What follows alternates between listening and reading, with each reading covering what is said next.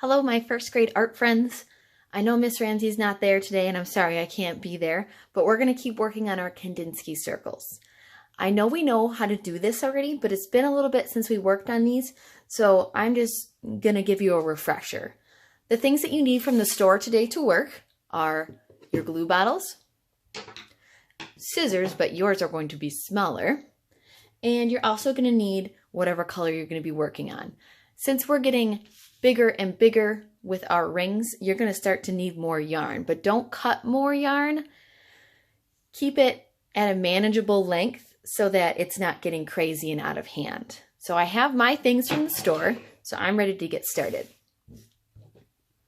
I have my glue bottle, and if you remember, we need to use a lot of glue, not where it's making a whole lake across my project, but I need enough so that my yarn can stick and it's not falling off the paper. I'm kind of swirling my glue bottle.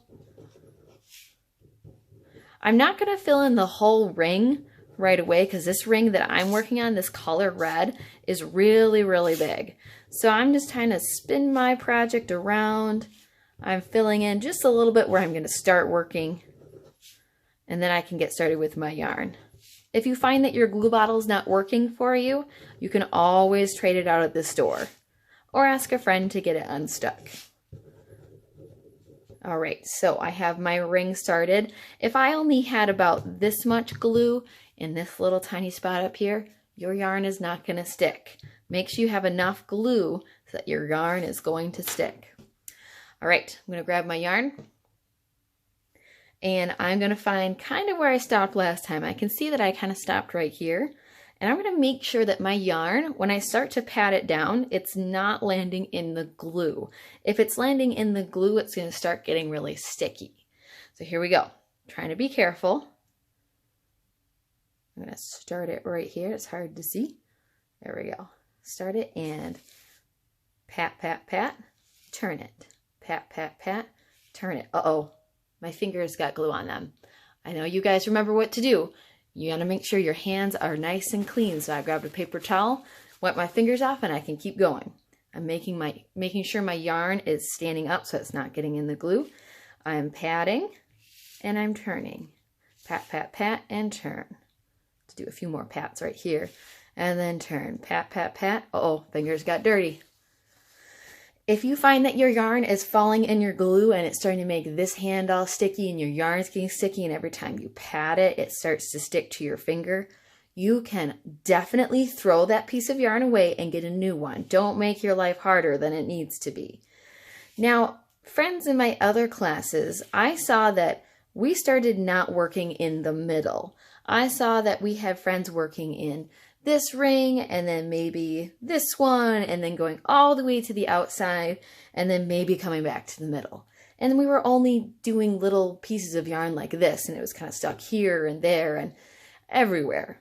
Now I know you guys know that is not what we're supposed to be doing. If you have done that, you can pull that yarn up and then you can get to that color when you get to it. Make sure you're working from the inside out. All right, I've made it around once. I'm just going to keep patting. I'm going to keep going all the way around. Wipe my fingers off. I still have quite a bit of yarn left, so I'm going to keep going. Fingers got dirty. Clean it.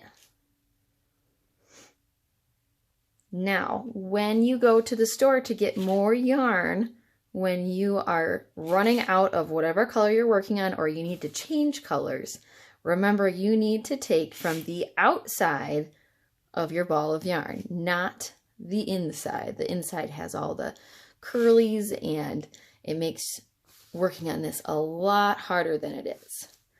Now, do you guys see that I have some gaps in mine? Yeah, it's totally fine that I have some gaps. But if we have yarn that's looking like this across my project, let's try not to do that. Try to get them as close as you can. And if you're worried about this glue, remember the glue dries clear so you don't have to worry about it. All right, so let's say that Miss Ramsey's totally done with this whole color and my glue is ending over here, but I see that I still have a lot of glue on this side. I'm going to end over here. Take my scissors and snip it. Pat it down again. Clean my fingers if I need to.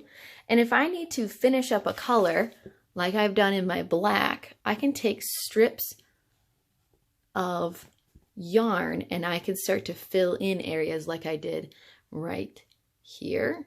And then I did a little strip along here. This idea came from another first grader, and I will have to thank that first grader when I see him. But if you want to take your yarn and you start patting it down, let's say we're going to start here, and you need to turn around, you can either snip your yarn off or you can do this. You can just turn your yarn right around and start patting down. You can do that, or let's get around to where I need to end. When you get to a spot where your ring is running out, you can just take your scissors and you can snip it off. Grab some more yarn from my store and you can finish up doing the rest. Take one strip and another strip and another strip, or if you want to go back and forth, you can do that. Now, if you have any questions, you'll have to wait for Miss Ramsey to get there, but I'm sure your substitute will be able to help you today. Remember, we need to try to have clean hands. Make sure the glue doesn't get all over the table. And if you have to wash your hands, you can, but make sure you ask. I'm going to keep working on mine. I hope next time I see yours, it's going to look amazing.